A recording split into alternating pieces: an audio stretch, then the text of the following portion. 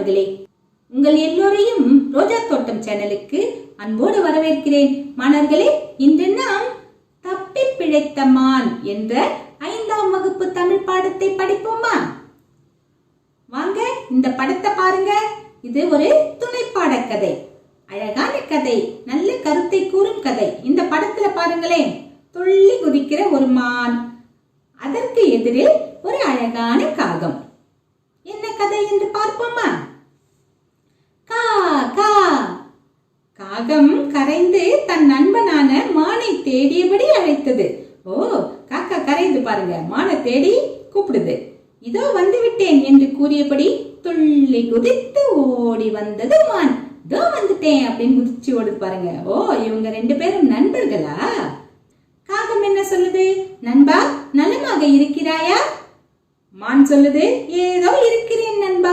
என்ன கவலை தெரியலையே, இப்படி சொல்லுது. காகம் கேக்குது, குரலில் உற்சாகம் இல்லையே, ஏன் சோர்வாக பேசுகிறாய்? மான் சொல்லுது, எனக்கு மிகவும் பசியாக இருக்கிறது. பசி இருந்தா எப்படி உற்சாகம் இருக்கும்ல, பாவம். அடுத்தது காகம் என்ன சொல்லுது? என்னோடு வா, உனக்கு புல் உள்ள இடங்களை காட்டுகிறேன். அங்கு நீ வயிறார புல்லை மேயலாம். மான் சொல்லுது, நீ என்மேல் மிகவும் அன்பாக இருக்கிறாய். தினமும் எனக்காக அலைந்து திரிந்து புல்லுள்ள இடங்களை கண்டறிந்து வந்து என்னிடம் கூறுகிறாய். நன்றி நண்பா அப்படின்னு தேங்க்ஸ் பண்ணுது. காகம் மேல பறந்துகிட்டே பார்க்கும் போல இருக்கு, எங்கெல்லாம் புல் இருக்குன்னு. எங்க புல் இருக்குன்னு கண்டுபிடிக்குதோ அந்த இடத்துக்கு மானை கூட்டிட்டு போகும் போல இருக்கு டெய்லி. அடுத்து காகம் என்ன சொல்லுது? நன்றியெல்லாம் கூற தேவையில்லை. எனக்கு சோர்வான நேரத்தில் உன் மீது அமர்ந்து பயணம் செய்கிறேன். நாம் இருவரும் நெடுநாள் நண்பர்கள், ஒருவருக்கொருவர் உதவியாயிருப்பது இது ஒன்றும் புதிதல்லவே. நீ எனக்கு உதவி பண்றதோ நான் உனக்கு உதவி பண்றதோ புதுசில்லையே. நீ ஏன் நன்றியெல்லாம் சொல்லிட்டு இருக்க அப்படின்னு சொல்லுது காகம். அங்க பாருங்க, காகம் மான் மேல உட்கார்ந்துக்குச்சு, ஹாயா போகுது. பின்னால யாரும் நிக்கிறாங்களே, யார் அது? சரி பார்க்கலாம் வாங்க. மான் சொல்லுது, சரி நண்பா, பேசிக்கொண்டே நெடுந்தூரம் வந்து விட்டோம். இங்கேயே இன்றைய உணவை உண்டுவிட்டு இருப்பிடம் செல்வோம் அப்படின்னு சொல்லுது. ரொம்ப தூரம் நடந்து வந்துட்டோமே, இங்கே சாப்பிட்டு போலாமா அப்படிங்குது. காகமும் மானும் நல்ல நண்பர்களாக நெடுநாள்கள் இணைந்திருப்பதை நரி ஒன்று கவனித்தது. ஓ, அந்த நரி தான் அங்க நின்றுகிட்டு இருக்கா, பாக்குதா? சரி, தன் மனதிற்குள் கொழு கொழுவென இருக்கும் இந்த மானை நாம் எப்படியாவது கொன்று தின்று விட வேண்டும். அதற்கு எப்பொழுதும் இணைந்தே இருக்கும் இவர்கள் இருவரையும் தனித்தனியே பிரிக்க வேண்டும். அப்போதுதான் மானை இரையாக்க முடியும் என எண்ணியது. பிளான் பண்ணது குழந்தைகளே. 2 பேரையும் பிரிச்சுட்டா நாம மானை சாப்பிட்டுடலாம் அப்படின்னு திட்டம் போடுது. நரி சொல்லுது, என்ன தோழர்களே, எப்பொழுதும் இணைந்தே இருக்கிறீர்கள், என்னையும் உங்கள் நண்பனாக ஏற்றுக்கொள்வீர்களா? பாத்தீங்களா எப்படி என்ட்ரி கொடுக்குது பாருங்க. மான் சொல்லுது, அதற்கு என்ன, இன்று முதல் நீயும் எங்கள் நண்பனாக எங்களோடு சேர்ந்திருக்கலாம். மான் பாருங்க, அதனுடைய சூழ்ச்சி தெரியாம ஃப்ரெண்ட்ஷிப்புக்கு ஓகே சொல்லிடுச்சு. நரி சொல்லுது, நன்றி. அப்போ காகம் சொல்லுது, சரி நேரமாகிவிட்டது, இருப்பிடம் செல்லலாம். நரி தன் இருப்பிடம் நோக்கி சென்று விடுகிறது. ஒரு ஹாய் சொல்லிட்டு அதனுடைய இடத்துக்கு போயிடுச்சு. அப்போ காகம் சொல்லுது, நண்பா, யாரையும் சீக்கிரமாக நம்பி விடாதே, அது நமக்கு தான் ஆபத்து அப்படின்னு சொல்லுது. மான் சொல்லுது, அப்படியெல்லாம் எந்த ஆபத்தும் வந்து விடாது. நரியை பார்த்தால் நல்லவனாக நல்ல குணமாகத்தான் தெரிகிறது அப்படின்னு சொல்லுது. மானுக்கு தெரியல, நரியோடைய பிளான் எல்லாம் தெரியல. ஆனா காகத்துக்கு ஓரளவுக்கு தெரிஞ்சிருக்கு. பாத்தீங்களா? காகம் சொல்லுது, கண்ணால் காண்பதும் பொய், காதால் கேட்பதும் பொய், தீர விசாரிப்பதே மெய். எவ்வளவு நல்ல கருத்து சொல்லுது பாருங்க. மான் பாத்தீங்களா என்ன சொல்லுது? ஐயா கருத்து கந்தசாமி, பேசியது போதும், வீட்டிற்கு செல், நானும் என் இருப்பிடம் செல்கிறேன், மீண்டும் நாளை சந்திப்போம் அப்படின்னுட்டு போகுது மான். அடுத்த நாள் காலை நரி மானை சந்திக்கிறது. நரி வந்து மானை மட்டும் சந்திக்குது. என்ன பண்ணுது பார்க்கலாம். நரி சொல்லுது, நண்பனே நலமா? மான் சொல்லுது, அடடே நரியா, என்ன இவ்வளவு காலையில் என்னை தேடி வந்திருக்கிறாய்? நரி சொல்லுது, நண்பனை பார்க்க நேரம் காலம் எது? உன்னை பார்த்தால் எனக்கு பரிதாபமாக இருக்கிறது. மான் கேக்குது, ஏன், எனக்கு என்ன, என்னை பார்த்து ஏன் பரிதாபப்படுகிறாய் அப்படின்னு கேக்குது. நான் நல்லா தானே இருக்கேன் அப்படிங்குது. நரி சொல்லுது, உடல் மெலிந்து காணப்படுகிறாயே, சரியான உணவு கிடைக்காததால் கொழு கொழுவென இருக்க வேண்டிய நீ பஞ்சத்தில் அடிபட்டார் போல் இருக்கிறாய். எப்படி பிடிக்குது பாருங்க பாயிண்ட. மான் சொல்லுது, விலங்குகளுக்குமே இதே உணவு பற்றாக்குறைதான். வானம் பொய்த்ததால் வனமெல்லாம் பாலைவனமாக மாறி வருகிறதே. எல்லா விலங்குகளுக்கும் இதே பிரச்சனை தான். மழை வரல, அதனால புல் பூண்டெல்லாம் ஒழுங்கா முளைக்கல. இலைத்தழை இல்லைன்னா எப்படி விலங்குகள் நல்லா இருக்கும் அப்படிங்கிற அர்த்தத்துல பேசுது. நரி சொல்லுது, பிற விலங்குகளை பத்தி நமக்கு என்ன கவலை, மற்றவங்களை பத்திலாம் நீ ஏன் கவலைப்படுற அப்படின்னு கேக்குது. எனக்கு தெரிந்த இடம் ஒன்று இருக்கிறது, அங்கே உனக்கு நல்ல மேய்ச்சல் நிலம் உண்டு, என்னோடு வா, உனக்கு மட்டும் அந்த இடத்தை காட்டுகிறேன் அப்படின்னு சொல்லுது. மான் சொல்லுது, நமது நண்பன் காகமும் வரட்டும். பாவம், மான் நல்ல மான் தான், வெள்ளந்தியா இருக்கு, காகமும் வரட்டும், சேர்ந்து போலாம் அப்படிங்குது. அப்ப நரி சொல்லுது, காகத்தை மற்றொரு நாள் அங்கே அழைத்து செல்லலாம், இன்று நீ மட்டும் என்னோடு வா, இன்னொரு நாளைக்கு பாத்துக்கலாம், இப்போ நீ மட்டும் என்னோட கிளம்பு அப்படின்னு ரகசியமா சொல்லுது. மான் சொல்லுது, சரி, இவ்வளவு வலியுறுத்தி சொல்கிறாய், வருகிறேன், இவ்வளவு கட்டாயப்படுத்துறியே, சரி சரி வரேன் அப்படின்னு ஒத்துக்குது. நரி மானை விவசாயி ஒருவனின் விளைச்சல் நிலத்தில் கொண்டு விடுகிறது. மான் பயிரை நன்கு மேய்ந்து பசியாறிய பிறகு இருப்பிடத்திற்கு திரும்புகிறது. இச்செயல் காகத்திற்கு தெரியாமலேயே தொடர்ந்து நீடிக்கிறது. டெய்லி இப்படி வராங்க, ஆனா பாவம் காகத்துக்கு தெரியாது. பிளான் பண்ணி இப்படி நரி அழைச்சிட்டு வருது மான. விவசாயி தன் விளைச்சலை பாழாக்கும் விலங்கை பிடிக்க முடிவு செய்கிறான். விவசாயி சும்மா இருப்பானா, தினமும் தன்னுடைய விளைச்சலை மேய்ஞ்சிக்கிட்டு இருந்தா? அடுத்த நாள் வழக்கம் போல் மான் நரியோடு அந்த வயலுக்கு சென்று பயிரை மேய்கிறது.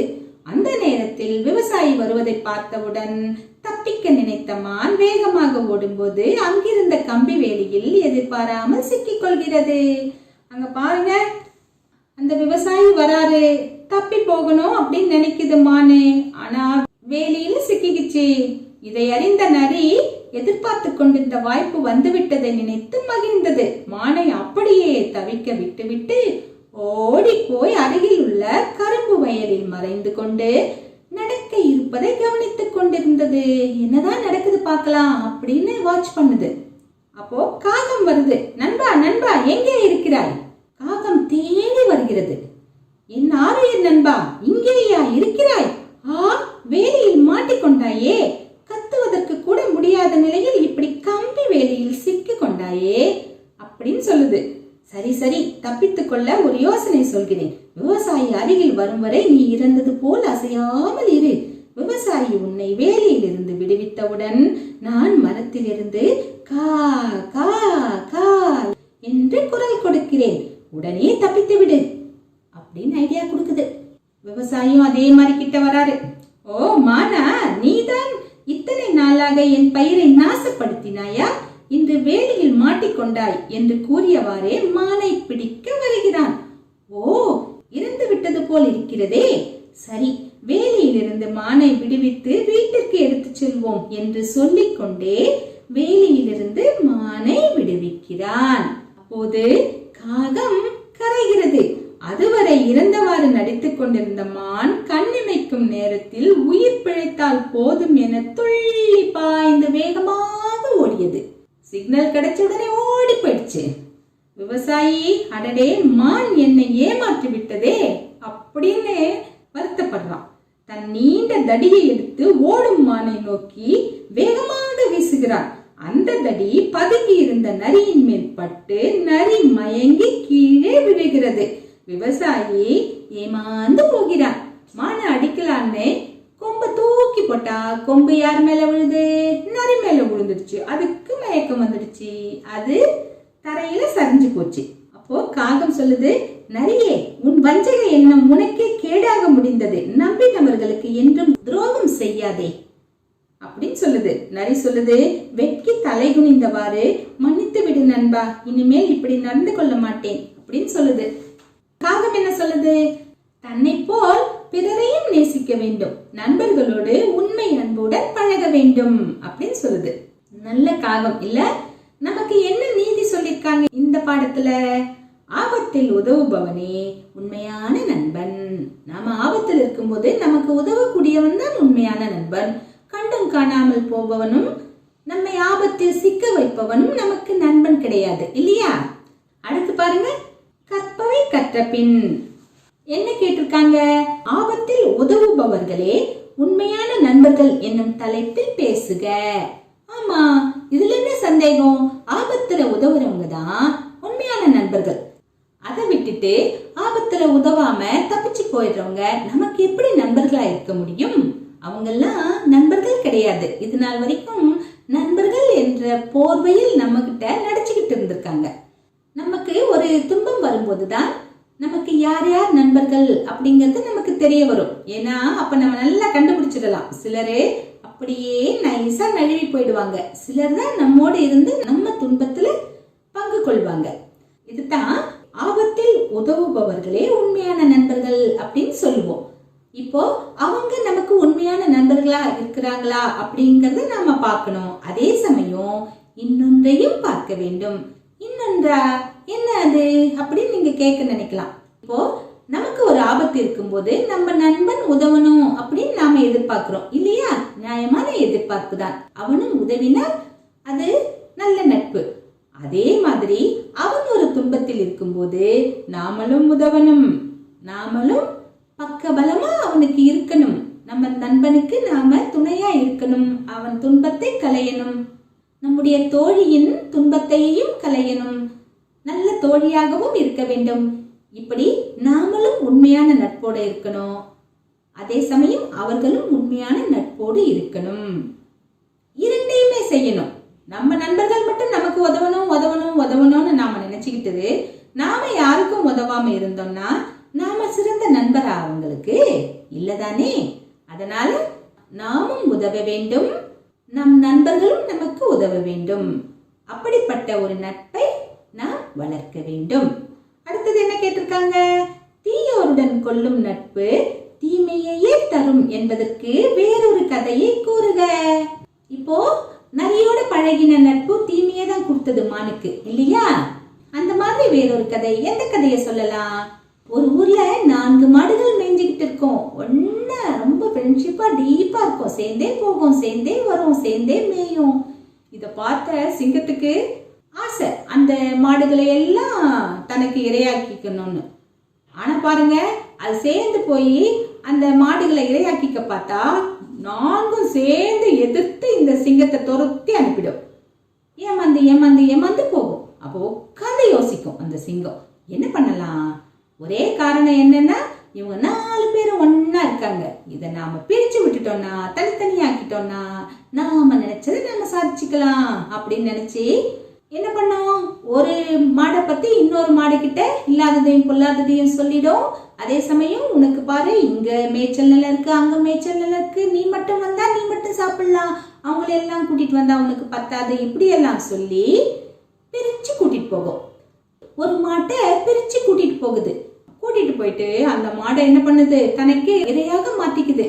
அப்பதான் இந்த 3 மாடுகளுக்கும் தோன்றுது மனசுல, ஓ நாம பிரிஞ்சதுனாலதான் இந்த சிங்கம் இந்த மாதிரி பண்ணுச்சு. நாம நண்பர்களாகவே இருந்திருந்தா நாம ஒருத்தருக்கு ஒருத்தர் உதவிக்கிட்டு இருப்போம். நம்மள சிங்கத்தால ஒண்ணும் செய்திருக்க முடியாது. ஆபத்துல உதவுறதுக்கு நண்பர்கள் வேண்டும், இல்லையா? நாம பிரிய கூடாது. நாம பிரிஞ்சோம்னா எதிரி உள்ள நுழைஞ்சிடுவான். அதனால தீயவர்களுடன் நட்பு கொள்ளக்கூடாது. தேவையில்லாம அந்த மாடு போய் சிங்கத்தோட போய் ஃப்ரெண்ட்ஷிப் வச்சதே அப்படின்னு வருத்தப்பட்டாங்க மற்ற மாடுகள் எல்லாம். இந்த கதை உங்களுக்கு தெரிஞ்சிருக்கும்னு நினைக்கிறேன். இதே மாதிரி உங்களுக்கு வேற கதை ஏதாவது தெரிஞ்சிருந்தா சொல்லுங்க. அடுத்தது மதிப்பீடு. என்ன கேள்விகள் கேட்கப்பட்டிருக்கு? வினாக்களுக்கு விடையளிக்க. 1. நரி காகத்திடமிருந்து ஏன் மானை பிரிக்க எண்ணியது? காகமும் மானும் நண்பர்களாக இருந்தனர். மான் கொழு கொழு என்று இருந்தது. அதனை எப்படியாவது சாப்பிட வேண்டும் என்ற ஆசை நரிக்கு ஏற்பட்டது. அந்த ஆசையை நிறைவேற்றிக் கொள்ள எப்பொழுதும் இணைந்திருக்கும் காகத்திடமிருந்து மானை பிரிக்க எண்ணியது. இதுதான் காரணம் பிரிக்க நினைச்சதுக்கு. 2வது கேள்வி என்ன? நரியை நண்பனாக ஏற்றுக்கொண்ட மானிடம் காகம் கூறியதென்ன? என்ன சொல்லுச்சு காகம்? காகம் நரியை நண்பனாக ஏற்றுக்கொண்ட மானிடம், நண்பா, யாரையும் சீக்கிரமாக நம்பிவிடாதே, அது நமக்கு தான் ஆபத்து என்று கூறியது. மேலும் கண்ணால் காண்பதும் பொய், காதால் கேட்பதும் பொய், தீர விசாரிப்பதே மெய் என்றும் அறிவுரை கூறியது. அடுத்தது 3வது கேள்வி. நரி மானை எங்கு அழைத்து சென்றது? விடை, நரி மானை விவசாயி ஒருவரின் விளைச்சல் நிலத்திற்கு அழைத்து சென்றது. அடுத்தது 4வது கேள்வி. வேலியில் மாட்டிக்கொண்ட மானை காகம் எவ்வாறு காப்பாற்றியது? விவசாயி அருகில் வரும் வரை நீ இறந்தது போல் அசையாமல் இரு. விவசாயி உன்னை வேலியிலிருந்து விடுவித்தவுடன் நான் மரத்திலிருந்து கா கா கா என்று குரல் கொடுக்கிறேன், உடனே தப்பித்து விடு என்று காகம் கூறியது. மானும் காகம் சொன்னபடியே நடந்து கொண்டது. இவ்வாறு வேலியில் மாட்டிக்கொண்ட மானை காகம் காப்பாற்றியது. அடுத்தது 5வது கேள்வி. தப்பி பிழைத்த மான் இக்கதையிலிருந்து நீங்கள் அறிந்து கொண்ட நீதி யாது? விடை, ஆபத்தில் உதவுபவனே உண்மையான நண்பன். இதுவே தப்பி பிழைத்த மான் கதையிலிருந்து நான் அறிந்து கொண்ட நீதியாகும். அடுத்தது சிந்தனை வினா. நமக்கு நண்பர்களாக இருப்பவர்களிடம் என்னென்ன நற்குணங்கள் இருக்க வேண்டும்? பட்டியலிடுக. லிஸ்ட் போட சொல்லிருக்காங்க. நம்ம ஃப்ரெண்டுக்கு என்னென்ன குணமெல்லாம் இருக்கணும் அப்படின்னு கேக்குறாங்க. என்னென்ன குணங்கள்லாம் இருக்கணும்? உண்மை பேசுதல், எளிமையாக இருத்தல், நம்மை நல்வழிப்படுத்துதல், தவறு செய்யும் போது சுட்டிக்காட்டி திருத்துதல், நம் இன்ப துன்பங்களில் பங்கெடுத்தல், நம் திறமையை ஊக்குவித்தல், நல்ல வழிகாட்டியாய் இருத்தல், ஆபத்தில் உதவுதல். நமக்கு நண்பர்களாக இருப்பவர்களிடம் மேற்கண்ட நற்குணங்கள் இருக்க வேண்டும். மேலும் நாமும் இதே நற்குணங்களுடன் அவர்களிடம் பழக வேண்டும். நமக்கும் இந்த நல்ல குணம்லாம் இருக்கணும். சரியா மாணவர்களே? இன்று நாம் தப்பி பிழைத்த மான் என்ற 5ஆம் வகுப்பு துணைப்பாட கதையை படித்தோம், பயிற்சிகளையும் முடித்தோம். நாம் வேறு பாடத்தோடு மீண்டும் சந்திக்கலாம். டாடா, பாய்.